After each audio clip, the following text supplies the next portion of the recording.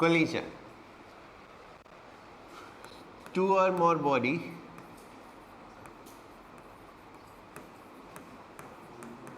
Good evening, sir. good evening. Two or more bodies are said to be in collision.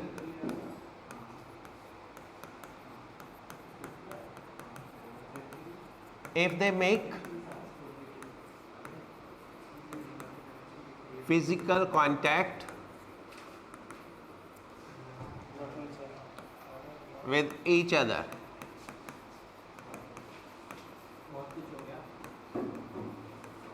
Right? Collision is what? जब दो या उससे ज़्यादा bodies आपस में कांटेक्ट में आए तो हम बोलते हैं कोलिजन हो गया. Right? Understood? Right. Momentum of system remain same before and after collision. एक होता है conservation of momentum. What is that? जब एक्सटर्नल फोर्स इन्वॉल्व ना हो तो मोमेंटम ऑफ सिस्टम कंजर्व होता है. अब दो बॉडीज आ रही हैं, वो टकराई आपस में, तो एक्सटर्नल फोर्स तो कोई इन्वॉल्व है नहीं, आपस में ही एक दूसरे के ऊपर फोर्स लग रही है, तो मोमेंटम ठीक है, मोमेंटम सेम रहेगा टोटल सिस्टम का. दो मोमेंटम ऑफ इंडिविजुअल बॉडी में change. The momentum of individual body may change. ठीक है, सिस्टम का मोमेंटम कंजर्व रहेगा लेकिन इंडिविजुअल बॉडी का मोमेंटम सेम रहेगा. राइट?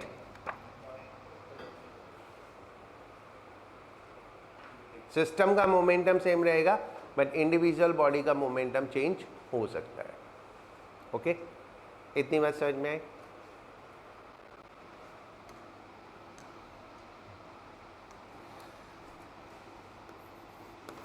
Elastic collision. कोलिजन में दो टाइप के कोलिजन होते हैं, एक इलास्टिक कोलिजन और एक in elastic collision. Elastic collision क्या होता है? जिसमें बॉडीज डिफॉर्म नहीं होती. ठीक है, और डिफॉर्मेशन से एक एनर्जी चेंज होती है. कौन सी एनर्जी? Elastic potential energy. तो बॉडीज की एनर्जी तो चेंज होती नहीं है, तो जितनी एनर्जी काइनेटिक एनर्जी थी वो काइनेटिक एनर्जी सेम रहेगी. तो इलास्टिक कोलिजन का बेसिक सिस्टम ये है कि जो एनर्जी थी काइनेटिक एनर्जी वो कांस्टेंट रहेगी. मोमेंटम तो कांस्टेंट होता ही है. राइट? तो मोमेंटम भी कांस्टेंट होगा और काइनेटिक एनर्जी भी कांस्टेंट रहेगी. इसमें से क्या भूल सकते हो तुम? भूल क्या सकते हो कांस्टेंट करना? Kinetic energy. मोमेंटम तो कांस्टेंट ही मानते हो. ओके, मैंने बताया था ना फ्रिक्शन का कि क्वेश्चन आएगा पेपर में. आया था? कौन सा? वो पैदल चलने वाला आया था. मैंने कहा था तुम गलत करोगे. मैंने सही किया. कई लोगों ने कर रखा है गलत. ठीक है, वो उनको पीटूंगा पकड़ के.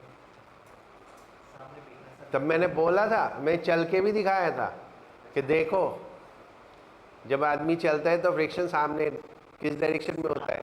इन डायरेक्शन ऑफ मोशन होता है ना? किसने लिखा है, कौन लिखा है? अब पता नहीं किसने लिखा, वो तो मैं अभी चेक कर करके दूंगा सबको पेपर और पीटूंगा पकड़ के. मैंने तब भी बोला था पेपर में आएगा और तुम गलत मत लिखना. सर एक मांगा हमारी कि लड़की और लड़कों के लिए सेम पिटाई होनी चाहिए. मतलब पिटेंगे तो सब पिटेंगे वरना कोई नहीं पिटे. हाँ, ये तो जस्टिफाइड है. हाँ. इलास्टिक कोलिजन क्या होता है? Elastic collision I told you, इस वे बॉडीज डिफॉर्म नहीं होती तो सिस्टम की काइनेटिक एनर्जी कांस्टेंट रहती है. देखो बिल्कुल बेसिक चीज़ों को ध्यान में रखो. ठीक है, कोलिजन है, मोमेंटम तो कंजर्व हो गया. अब बचा kinetic energy.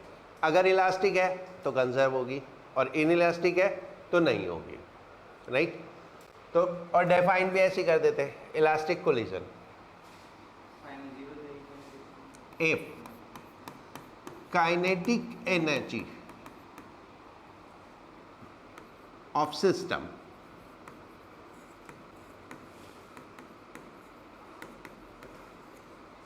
along with momentum, momentum तो है ही है, along with momentum is conserved,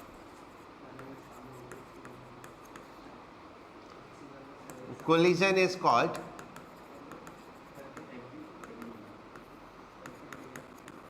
elastic. Collision is called elastic, right? So simple definition है, जिसमें एनर्जी भी कंजर्व होती है मोमेंटम के साथ, वो कोलिजन इलास्टिक कोलिजन है।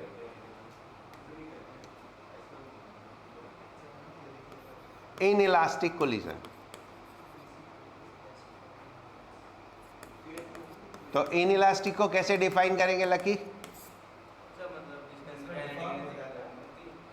जिसमें काइनेटिक एनर्जी चेंज हो जाती है, बढ़ेगी कम होएगी, बढ़ भी सकती है, कैसे कैसे? एनर्जी बढ़ती नहीं है, ठीक है, कहाँ से बढ़ेगी? कोई एनर्जी देगा थोड़ी उसको, एनर्जी हमेशा कंजर्व होती है, सुना है ना, एनर्जी हमेशा कंजर्व होती है। हम बात किसकी कर रहे हैं? काइनेटिक एनर्जी की। तो बॉडी टकराई, डिफॉर्मेशन हुई, तो काइनेटिक एनर्जी किस में कन्वर्ट हो गई?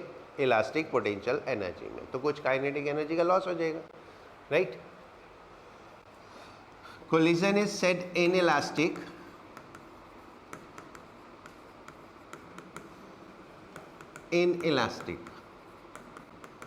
if there is some loss of kinetic energy, some loss of kinetic energy of system. System means what? जो भी टकरा रहे हैं उन सबको मिला के एक सिस्टम बनता है, ठीक है। अगर दो बॉडीज इन्वॉल्व हैं तो दोनों मिला के एक सिस्टम बनेगा, यानी दोनों की मिला के काइनेटिक एनर्जी में ओवरऑल लेस हो जाएगी, ठीक है। If there is some loss of kinetic energy of system, though momentum of system remain conserved.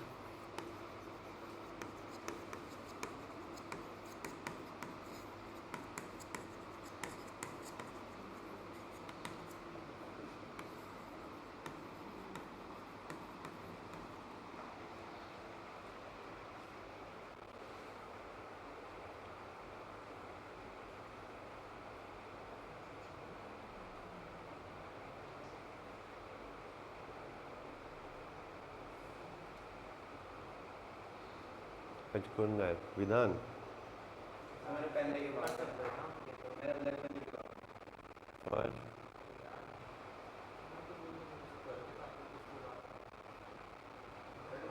और कौन? तूने टेस्ट क्यों नहीं दिया? कौन सा? आ गया था तेरा पेपर हो गया? बस हो गया, ठीक है। उसके नंबर लिख लेंगे इसमें, जो इसके नंबर है उसकी की जगह वो उसके लिख लेंगे, बताना कितना है, ओके, राइट। तो अभी तक क्या सीखा? दो बॉडी टकराएंगी आपस में तो बोलेंगे कोलिजन हो गया। अगर और कोलिजन में मोमेंटम हमेशा कंजर्व होता है। अगर टकराने के बाद और पहले काइनेटिक एनर्जी सेम रहती है तो कोलिजन इलास्टिक, और कम हो जाती है तो इनइलास्टिक। कितना सिंपल है सब कुछ, लेकिन तुम लोग पेपर में कुछ नहीं करते, सब भूल जाते हो पेपर आने तक।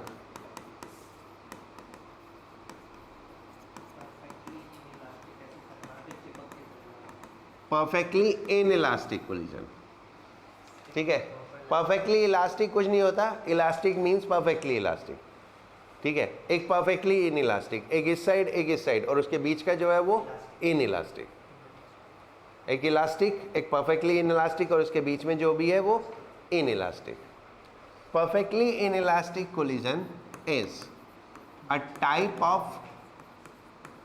inelastic collision, यानी सारी प्रॉपर्टीज inelastic वाली अप्लाई होंगी.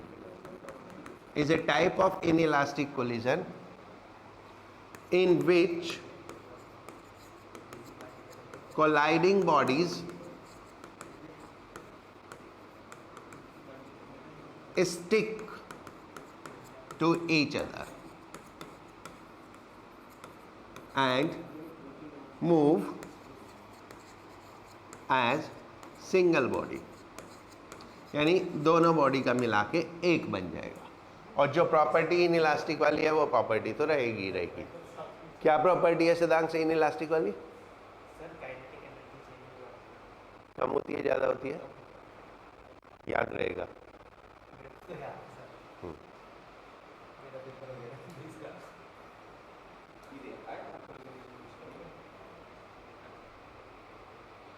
सब आता है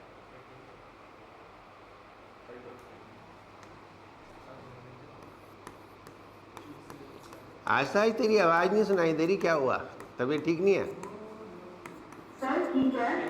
अच्छा, फिर कुछ काम कर रही है? नहीं पढ़ रही हूँ. Okay. Coefficient of restitution, restitution, rest in tuition, right? समझ गए? Coefficient of restitution is measure, ये नापता है क्या? Is measure of degree of inelasticity of collision, यानी कोलिजन कितना इनइलास्टिक है. लाइक इलास्टिक से लेके परफेक्टली इनइलास्टिक तक एक बहुत बड़ी रेंज हो गई. उसमें कितना इलास्टिक है उसको हम किससे नापते हैं? कोएफिशिएंट ऑफ रेस्टिट्यूशन से.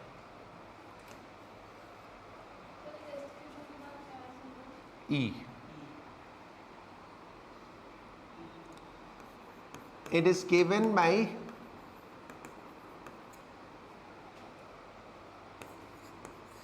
ratio of magnitude of relative velocity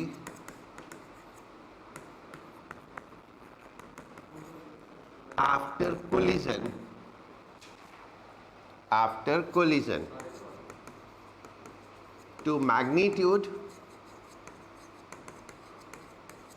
of relative velocities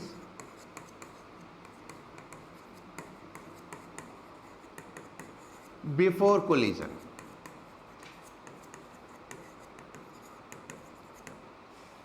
right? कैसे पता चलता है कितना है? कोलिजन के बाद रिलेटिव वेलोसिटी नाप ली और कोलिजन के पहले रिलेटिव वेलोसिटी नाप ली, उसका रेशो. ठीक है? और रिलेटिव वेलोसिटी क्या होता है? एक में से दूसरे की वेलोसिटी को सब्ट्रैक्ट कर दो. दो ऑब्जेक्ट है तो एक में से दूसरे की वेलोसिटी सब्ट्रैक्ट कर दो. तो E for V2 minus V1. V2 पहले दूसरे वाले की वेलोसिटी, V1 पहले वाले की velocity. V2 minus V1 relative velocity of second with respect to first. ठीक है? और ये दो डंडे क्या है? मैग्नीट्यूड. गुड, सीख गए तुम लोग तो.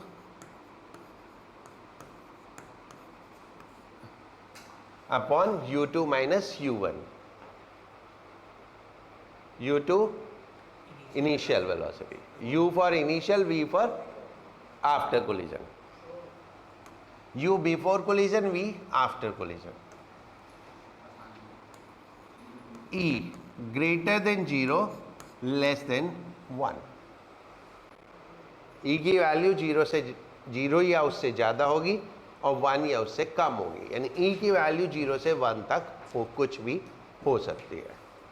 0 कब? जब ये रिलेटिव वेलोसिटी 0 हो जाए.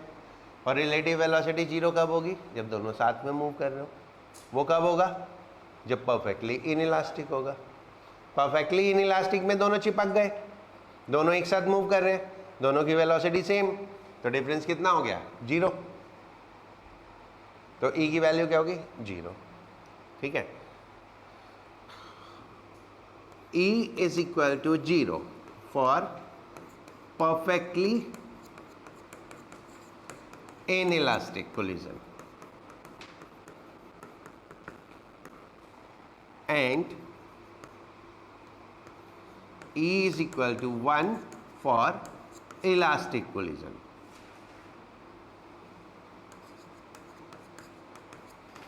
अगर क्वेश्चन में सिर्फ कोलिजन मेंशन है तो that will be taken as inelastic. If elastic then it will be mentioned in the question. ठीक है, elastic collision is a very much kind of hypothetical situation if the bodies make contact with each other, right, क्योंकि थोड़ा बहुत deformation तो होती ही है. Okay, though it may not be observable, though it may be negligible, but होता है. ठीक है, तुम देखो ना, बैट्समैन और बॉलर खेलते रहते हैं, थोड़े टाइम बाद बॉल बदलनी पड़ती है. क्यों? शेप बिगड़ जाती है उसकी. बॉल घिस नहीं जाती, शेप बिगड़ जाती है पिट पिट के. ठीक है, नहीं हो गया इतना? गुड, कर दूं?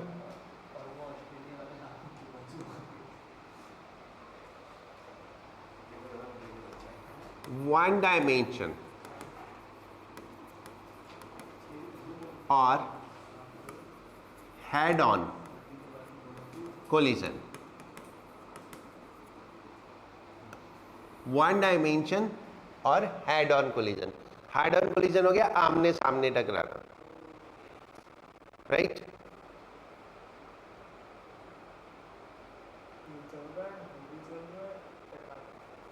राइट,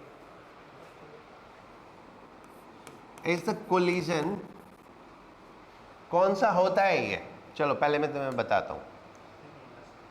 तुमने कभी कैरम खेला है? उस दिन तुम्हें चलना सिखाया था, आज कैरम खेलना सिखाता हूं. न तुम्हें चलना आता था, न तुम्हें एक्चुअली कैरम खेलना आता है. रहने दे. ऐसे ऐसे चार खाने होते हैं, चारों तरफ लोग बैठे होते हैं, है ना, और यहाँ पे ऐसे एक बड़ा सा होल होता है. एक छोटा सा स्ट्राइकर होता है और एक कॉइन उससे थोड़ी छोटी होती है. ऐसी जगह रखेंगे ना सीधी जाए, तो रहने दे ना, मैं कर लूँगा अपने आप. ऐसी जगह रखेंगे कि सीधी जाए. ये क्वाइन छोटी होती है ना, स्ट्राइकर से बड़ी होती है. स्ट्राइकर बड़ा होता है, क्वाइन छोटी होती है. ऐसे अगर मारोगे ना तो स्ट्राइकर फाउल हो जाएगा. ठीक है ना, स्ट्राइकर भी साथ साथ अंदर चला जाता है. गया है तुम लोगों का, है ना? तो समझदार आदमी ऐसे नहीं खेलते. यही तो सिखाना है कि ऐसे नहीं खेलते कभी भी. ऐसे खेलोगे तो ये स्ट्राइकर भी अंदर जाएगा. तो कैसे खेलते हैं? इसको बोलते हैं one dimension collision. That is called one dimension collision. क्या होता है, जो ये बॉडी है ना, ये उसी डायरेक्ट, ये दोनों की जो लाइन ज्वाइन करने वाली है ना, सेंटर को ज्वाइन करने वाली लाइन है, उसमें मूव करती है. तो फिर कैसे करना चाहिए? हल्का सा डेविएट करके, लाइक स्ट्राइकर को यहाँ पे रखो, है ना, और फिर इसको यहाँ पे ऐसे जाने दो. ये हल्का सा यहाँ पे टकराएगा, ये इधर और स्ट्राइकर इधर.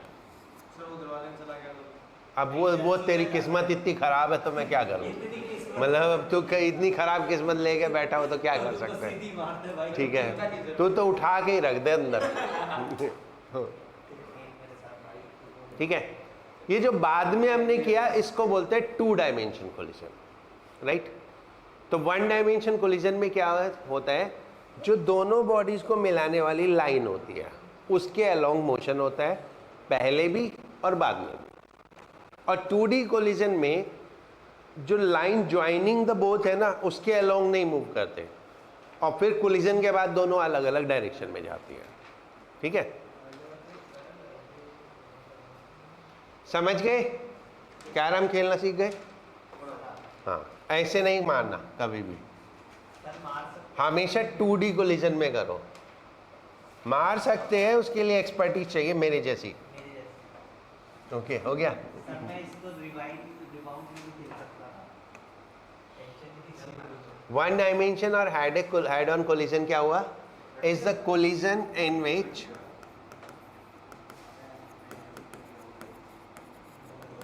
bodies move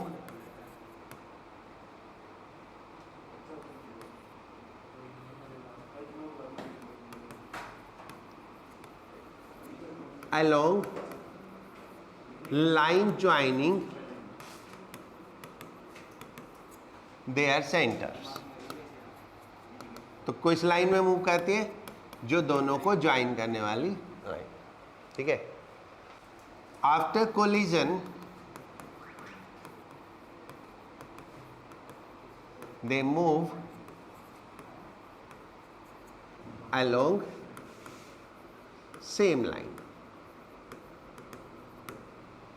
पहले और बाद में उसी लाइन में रहते हैं। ठीक है, इसको हम बोलते हैं वन डायमेंशन या हेड ऑन कोलिजन। समझ में आ गया? कंफर्म? राइट। एक छोटा सा डेरिवेशन है, वो करेंगे।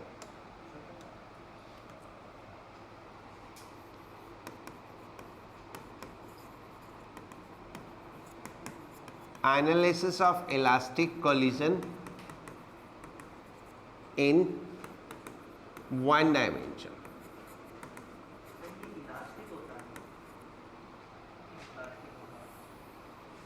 ठीक है, अब देखो, elastic, in elastic, perfectly in elastic, तीन कैटेगरी हो गई।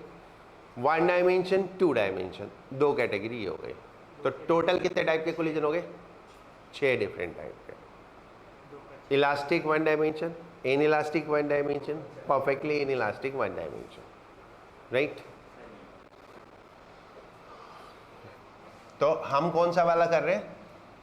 Elastic collision in one dimension. जब आप पेपर में ये सब करते हो ना, तो पूरा डिस्क्रिप्शन देना होता है जो मैं बोल रहा हूं यहाँ पे। लाइक ये दो बॉडीज हैं, m1 moving with speed u1, और इसी लाइन में एक और बॉडी है m2 that is moving with velocity u2। हमने दोनों सेम डायरेक्शन में लिया है। ठीक है, तो फॉर्मूला जो आएगा उसमें दोनों सेम डायरेक्शन में। अगर अपोजिट होंगे तो क्या करोगे? नेगेटिव लेंगे। कोई भी एक डायरेक्शन अपोजिट हुई तो उसको नेगेटिव ले लेंगे। राइट, आफ्टर कोलिजन, ये बिफोर कोलिजन है ना। After collision velocities are v1 and v2। इनका साइन अपने आप आएगा फॉर्मूले में। अगर पॉजिटिव आ गया तो मतलब सेम डायरेक्शन में, और नेगेटिव आ गया तो मतलब वापस हो गए। Okay, right. नाउ अब इलास्टिक है तो क्या क्या कंजर्व होगा? भूल गए इतनी देर में? क्या क्या कंजर्व होगा? मोमेंटम और kinetic energy. Right, by momentum conservation.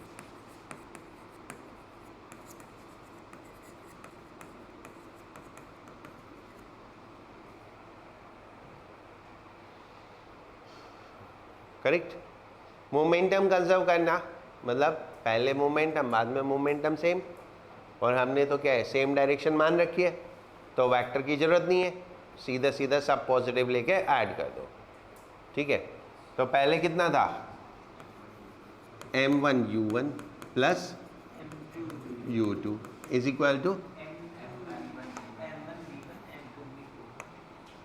Equal to m1v1 plus m2v2, है ना, सिंपल,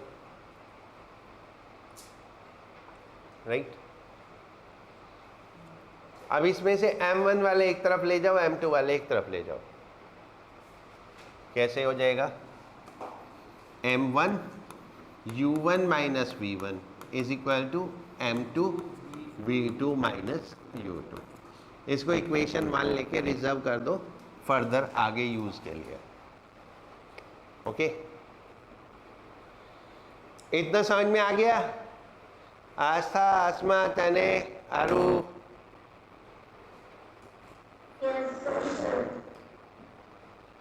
तने तेरी आवाज नहीं सुनाई थी मेरे को बहुत दिन से।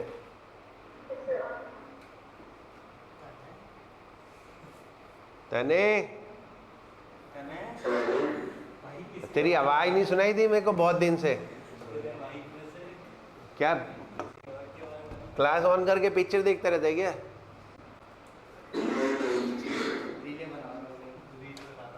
हाँ,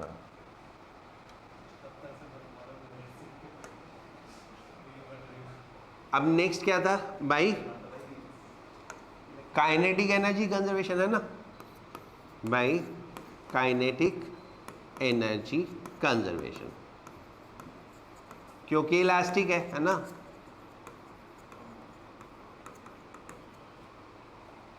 काइनेटिक एनर्जी पहले कितनी थी, half m1 u1 square plus half m2 u2 square is equal to half m1 v1 square plus half m2 v2 square.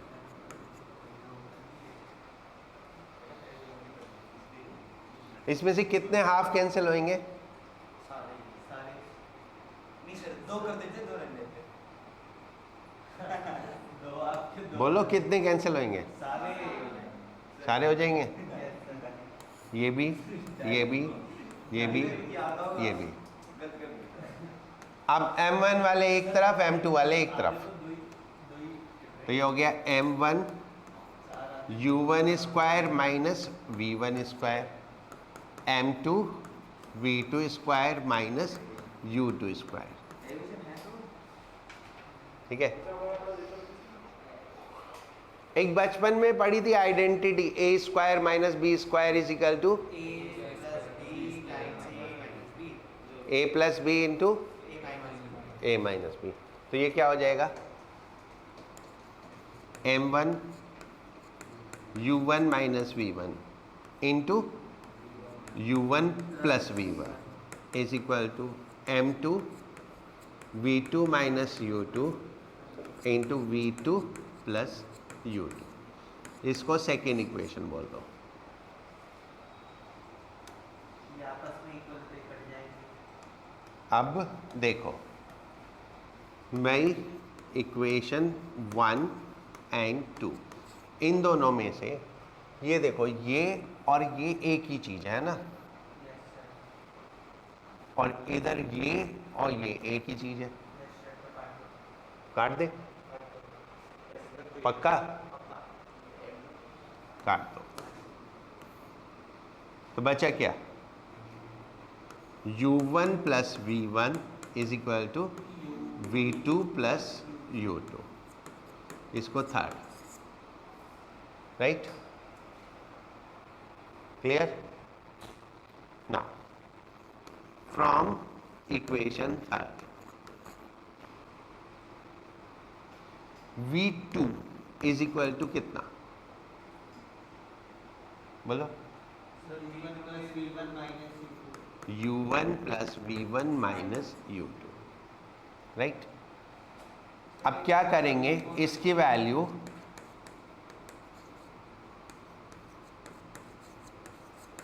ये किसकी वैल्यू, v2 इन इक्वेशन 1, इसको इक्वेशन 1 में रख देंगे। इक्वेशन 1 कहाँ है, ये रही है ना, इसमें इसमें ये इक्वेशन 1 है ना, इसको इसमें रख देंगे। कॉपी करना आता नहीं है। सर लॉन्ग प्रेस करो आ जाएगा। ट्राई में देखो सर, आज का मूड ऑफ कुछ नहीं आ रहा। सिलेक्ट करने के बाद और नहीं आया तो, नहीं आया सर, इसी तरह से कॉपी आपको। और अगर नहीं आया तो बोल, नहीं आया सर, आप करें नहीं। नहीं आया तो नहीं करेंगे, और क्या।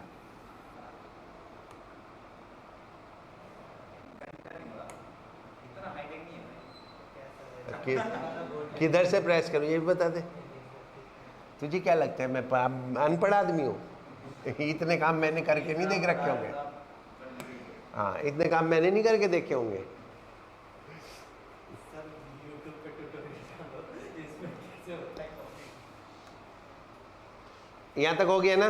कुछ पूछना है? अब V2 की वैल्यू हमें इसमें रखनी है। किसमें? क्या है V2 की value? U1 plus V1 minus U2। तो ये हो गया M1 U1 minus V1 is equal to M2। V2 की जगह रख दो वो सब कुछ, U1 plus V1 minus U2। एक U2 ये भी था माइनस में, तो कितने हो गए? Minus 2U2। ठीक है। एक का 2 कैसे हुआ? एक का हो गया सर। एक था, एक का 2 कैसे हुआ? सर एक पहले से एक उधर से आया। ठीक है।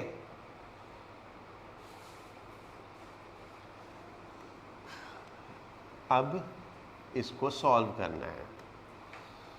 बहुत मगजमारी है। M1 U1। मेरे को तो ये नहीं समझ में आता, ये छोटे छोटे बच्चों को समझते क्या है? टार्जन समझते क्या? इतने बड़े बड़े काम दे देते हैं इनको।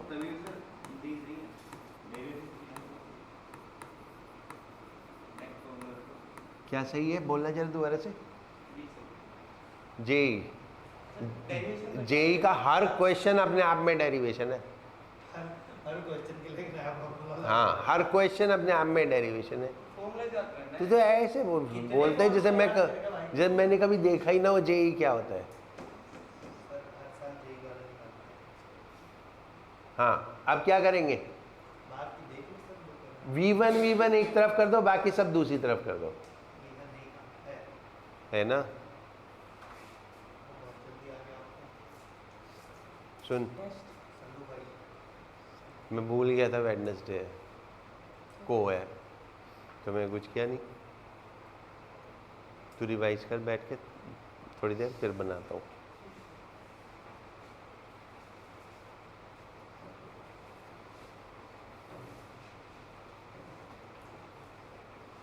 हो गया?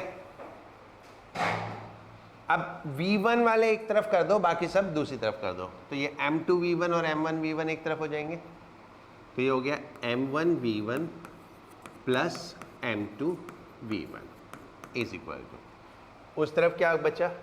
ये और ये तो हो गया ना, इसका और इसका काम हो गया है ना। ये हम इधर लेके गए तो ये इधर आएगा। तो M1 U1 minus M2 U1 plus 2 M2 U2। Okay, इधर उधर घुमाया है।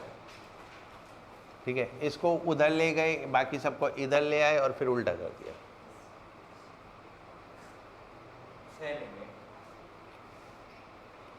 अब इसमें से V1 कॉमन ले लिया, तो M1 plus M2 is equal to, इसमें से U1 कॉमन ले लिया, तो M1 minus M2 U1 plus 2 M2 U2। तो V1 इज इक्वल टू आ गया।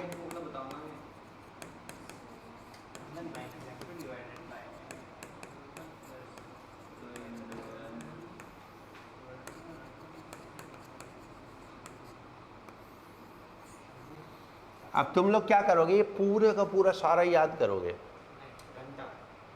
सारा याद करोगे, और फिर कुछ नहीं होना तुमसे पेपर में। 2 लाइन के बाद घूम जाओगे, किधर से किधर को था। ठीक है, बेसिक कॉन्सेप्ट समझो।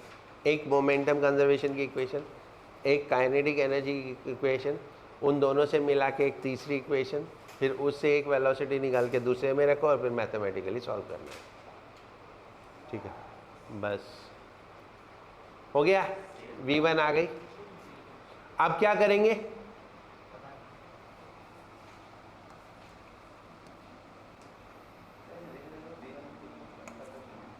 फ्रॉम इक्वेशन 3, अब इक्वेशन 3 से v1 की वैल्यू निकालो। ये देखो क्या आएगी v1 की value, v2 plus u2 minus u1, v2 की वैल्यू है ना, v1 की वैल्यू, v1 की वैल्यू क्या आएगी, u2 minus u1।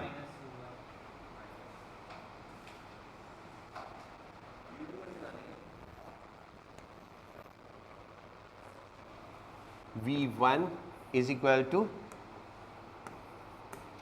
v2 plus u2 minus u1, right? On putting value of v1 in equation 1, फिर वही प्रोसेस शुरू है ना, फिर वही रखते हो।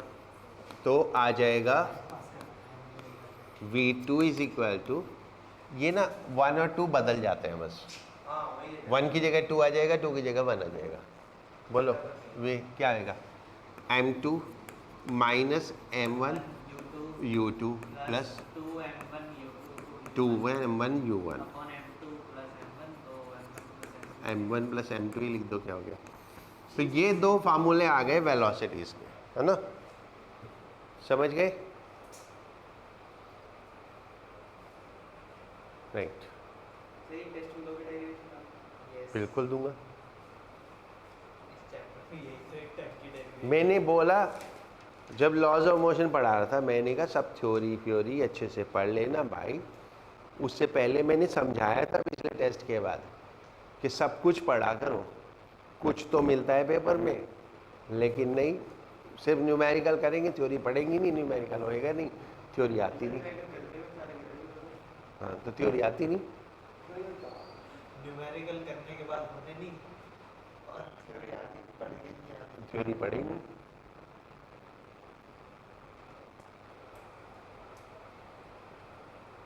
रिवाइज कर ले, आज पूरे नंबर आने चाहिए।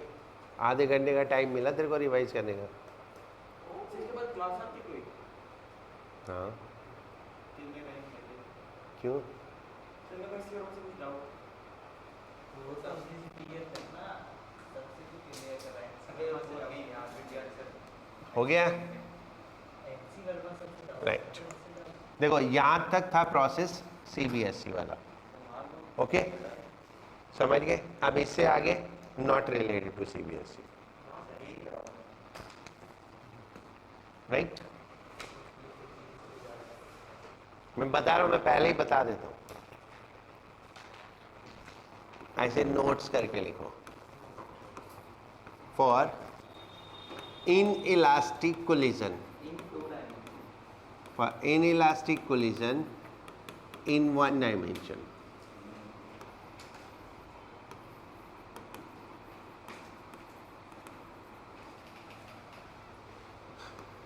डिराइव नहीं करूंगा, सीधे फॉर्मूला लिखूंगा। v1 कितना हो जाएगा, वो same formula m1 minus E m2 u1 plus 1 plus E m2 u2 upon m1 plus m2, E for coefficient of restitution, ठीक है। एंड 1 और 2 को इंटरचेंज करेंगे तो क्या आ जाएगा, v2 आ जाएगा, दैट इज m2 माइनस ई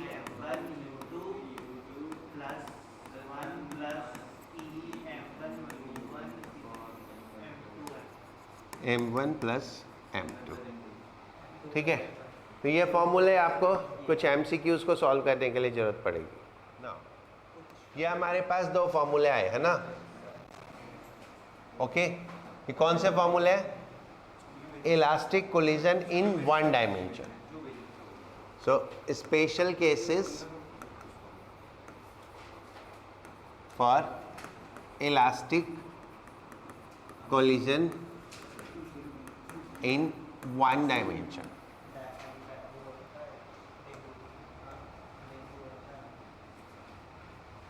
ठीक है? नहीं, वो ये सब CBSE से रिलेटेड है, वो हो गया नॉन CBSE वाला. First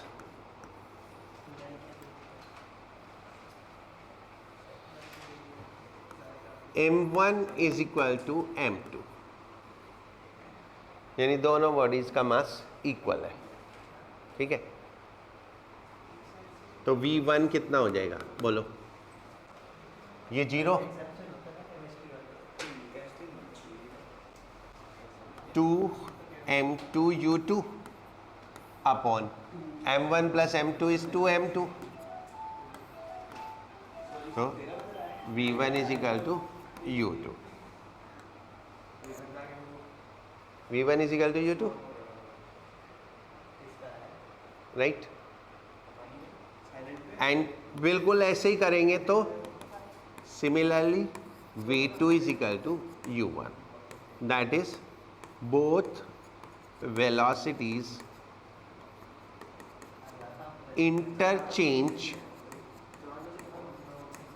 after collision. कोलिजन के बाद वेलोसिटीज इंटरचेंज हो जाती है. जो पहले वाले की थी वो दूसरे की हो जाएगी और जो दूसरे वाले की थी वो पहले की हो जाएगी. ओके? पीटने से पहले पढ़ ले, पढ़ना तो पड़ेगा ही फिर भी.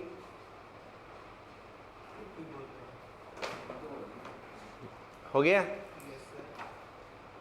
ये फर्स्ट केस जब M1 और M2 इक्वल है.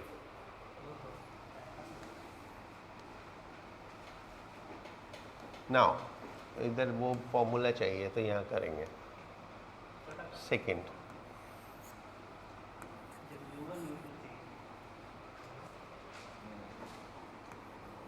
M1 greater than M2.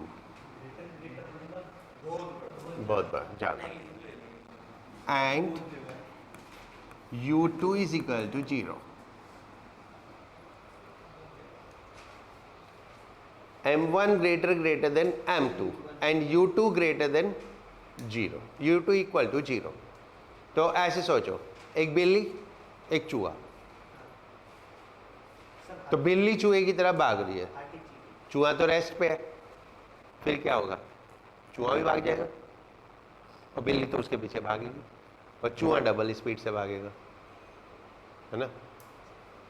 वही होगा. तो V1 कितना?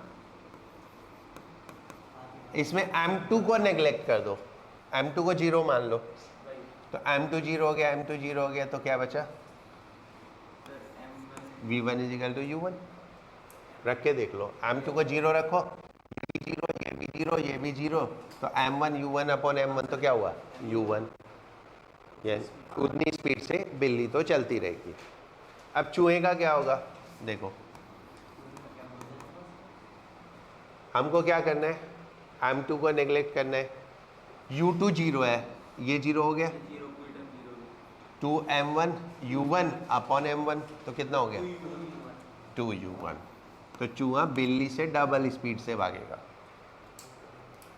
ऐसी होता है प्रैक्टिकली, नहीं तो पकड़ा जाएगा. राइट? दे तो दिया और हाँ, 2 ग्रेटर के साइन होते हैं जब बहुत बहुत ज्यादा होता है.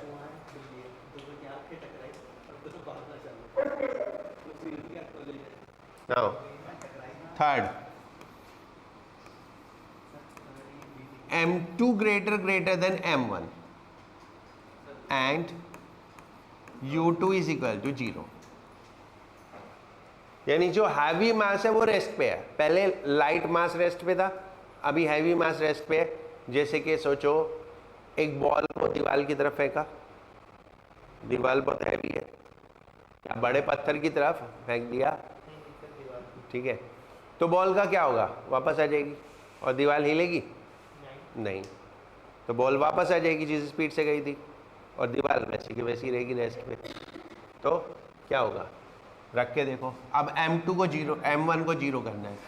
m1 को 0 किया, ये 0, तो क्या बचा, u2 0 है ही है, तो minus m2 u1 upon m2, तो कितना हो गया, माइनस u1, यानी सेम स्पीड से वापस। और v2, u2 भी 0 है, m1 भी 0, तो सब 0, तो v2 इज इक्वल टू 0, यानी दीवार तो रेस्ट पे थी, तो रेस्ट पे ही रहेगी। समझ गए? ये थी पूरी कहानी वन डायमेंशन कोलिजन की। वन डायमेंशन कोलिजन समझ गए? अब बचा two dimension collision. Collision in two dimension, और ऑब्लिक कोलिजन बोलते हैं इसको।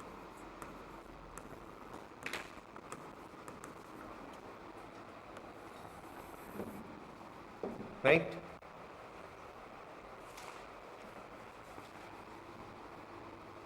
Collision is 2D when one or both bodies are not moving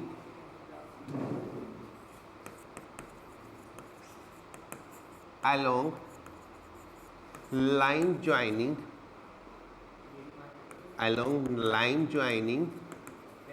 centre of bodies. ठीक है, मैंने बताया ना कि जब दोनों एक लाइन में होते हैं तो वन डायमेंशन कोलिजन होता है, और दोनों एक लाइन में नहीं होते हैं तो 2D कोलिजन होता है। राइट?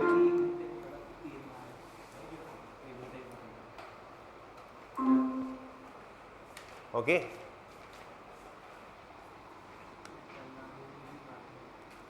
लाइक ये जैसे बॉडी है, ये एक बॉडी है, ये इन दोनों के सेंटर को ज्वाइन करने वाली लाइन है, एंड ये इस डायरेक्शन में मूव कर रही है।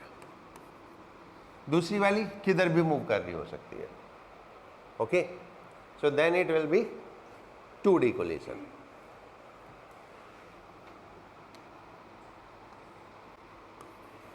After collision both bodies move in different direction.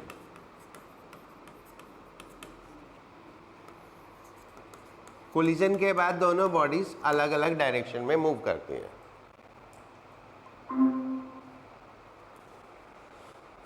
Right?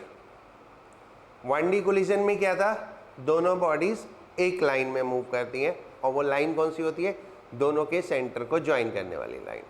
लेकिन 2D कोलिजन में दोनों बॉडीज में से एटलीस्ट एक, दोनों भी हो सकती हैं, बट कम से कम एक उस लाइन के अलोंग नहीं मूव करती। किस लाइन के अलोंग, जो उनके सेंटर को। और कोलिजन के बाद क्या होता है, दोनों बॉडीज अलग अलग डायरेक्शन में चली जाती है। हाँ, जो मैं कैरम का एग्जाम्पल दिया था। Right?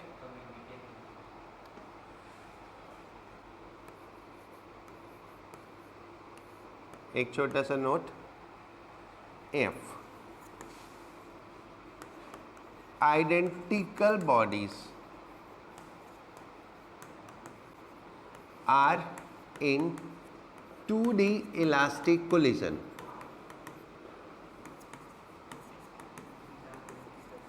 if identical bodies are in 2D elastic collision and one body is at rest,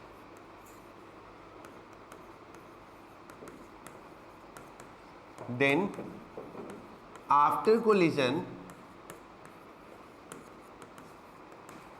both bodies move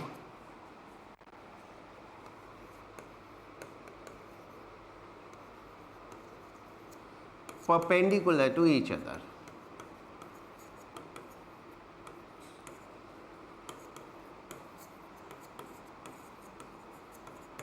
right? Identical bodies हो, एक बॉडी रेस्ट पे हो और ऑब्लिक कोलिजन हो, तो दोनों बॉडीज एक दूसरे के परपेंडिकुलर मूव करती हैं, राइट? सीधी स्ट्रेट लाइन में नहीं रखना। ओके, समझ गए?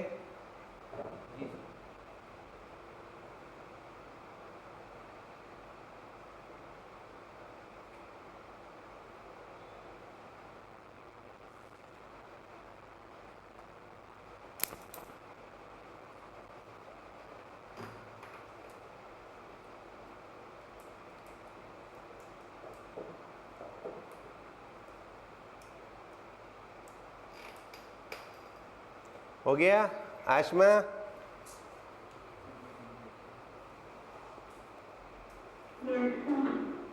हो गया ये?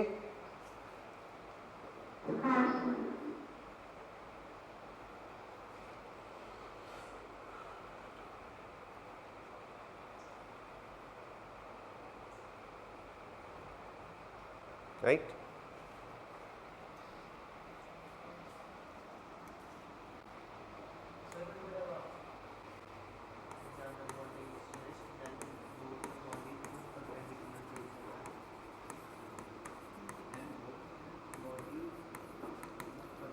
Solving problems of 2D collision कैसे सॉल्व करते हैं? Solving problems of 2D collision कैसे सॉल्व करते हैं? First, apply conservation of momentum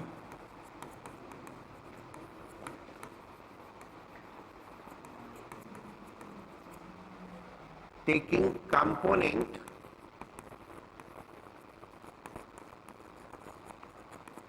along x and y axis. Vector form में करेंगे, x एक्सिस के अलोंग कंपोनेंट इक्वल करेंगे और y एक्सिस के अलोंग कंपोनेंट इक्वल करेंगे, ठीक है? Second, apply conservation of kinetic energy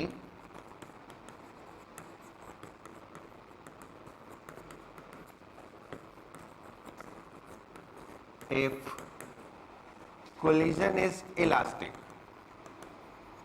अगर इलास्टिक है तो, और अगर इलास्टिक नहीं है तो नहीं, ठीक है?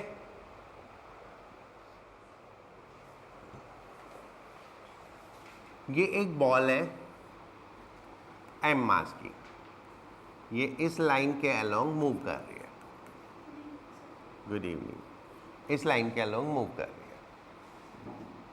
है। ये एक दूसरी बॉल से कोलाइड करती है जो कि एट 0 वेलोसिटी पे है एंड दिस इज 9 मीटर पर सेकेंड। एक रेस्ट पे है और एक 9 मीटर पर सेकेंड से। आफ्टर कोलिजन दोनों ball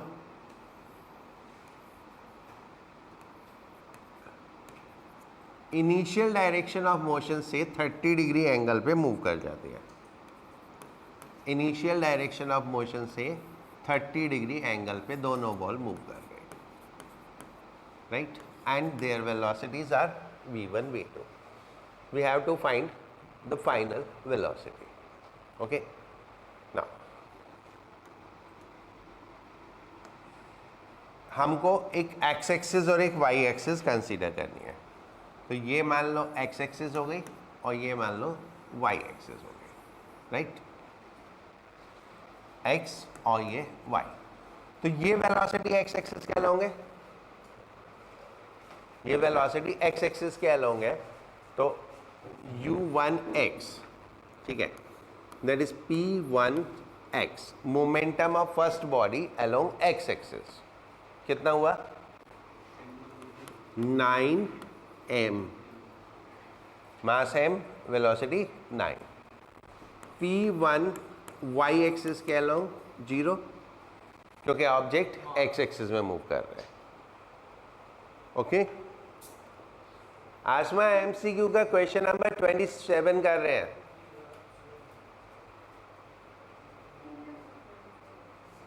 right?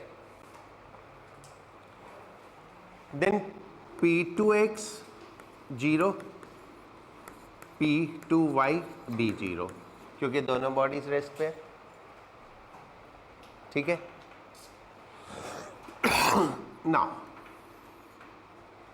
After collision P1 dash x is equal to कितना? वेलोसिटी के कंपोनेंट लेंगे, है ना, 3/2 m cos वेलोसिटी का कंपोनेंट लेंगे। जिस एक्सिस से एंगल दिया होता है वो कंपोनेंट कौन सा होता है? कॉस। जिसे एंगल दिया होता है वो कॉस कंपोनेंट होता है। तो इसका कॉस कंपोनेंट क्या हो जाएगा? m v1 cos 30। ठीक है, आज था MCQ question number 27।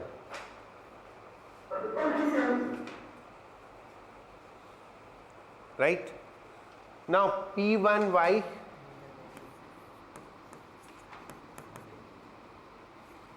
Minus MV1 sin 30। ये प्लस माइनस क्वाड्रेंट से देख लिया करो। ये कौन से क्वाड्रेंट में है? फोर्थ में x पॉजिटिव y नेगेटिव। ठीक है, और एंगल तो 30 डिग्री है तो sin 30 हो गया। राइट, इसको cos 30 की वैल्यू डाल लो, कितना होगी? MV1 √3/2 और ये MV1 माइनस MV1/2।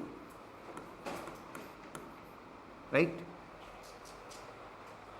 अब सेकेंड बॉल का कंपोनेंट निकालो। P2x डैश कितना? MV2 cos 30, that is MV2 √3/2 and इसका y कंपोनेंट MV2 sin 30। ये फर्स्ट क्वाड्रेंट में है तो दोनों पॉजिटिव होंगे, तो ये हो गया MV2/2।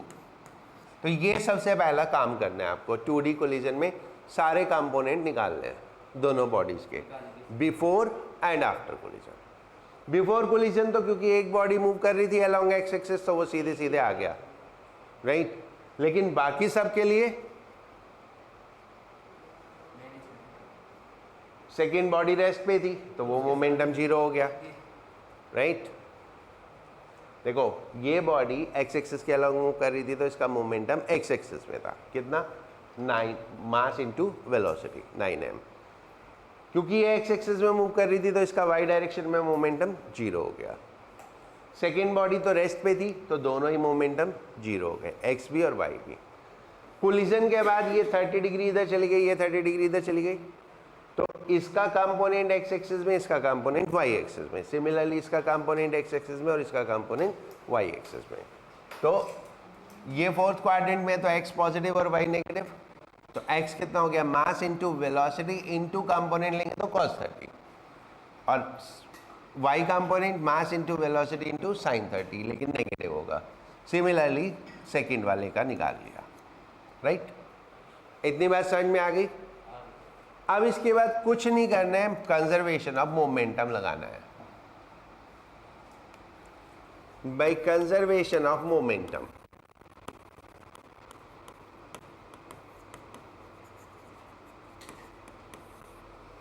P1y plus P2y is equal to P1y dash plus P2y dash, before and after.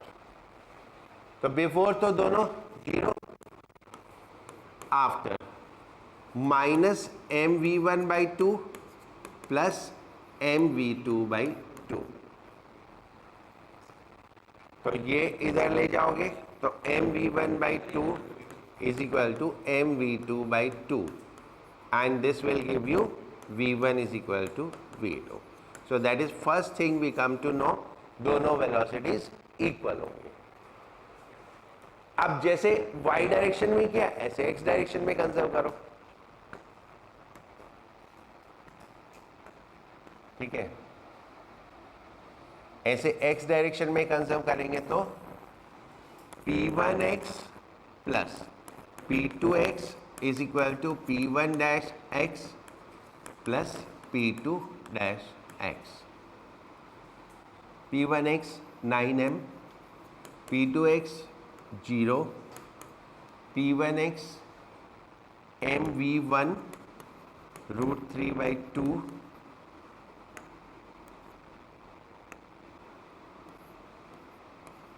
Plus mv2 root 3/2।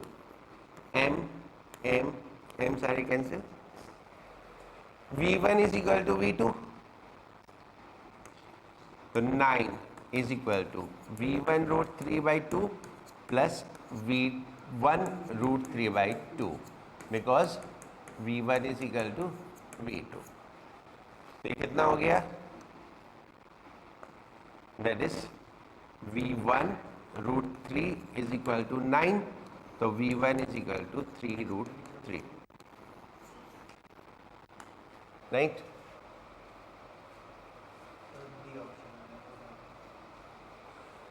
So this way solve करते हैं। करना कुछ नहीं है, कंजर्वेशन ऑफ मोमेंटम अप्लाई करना है, ठीक है।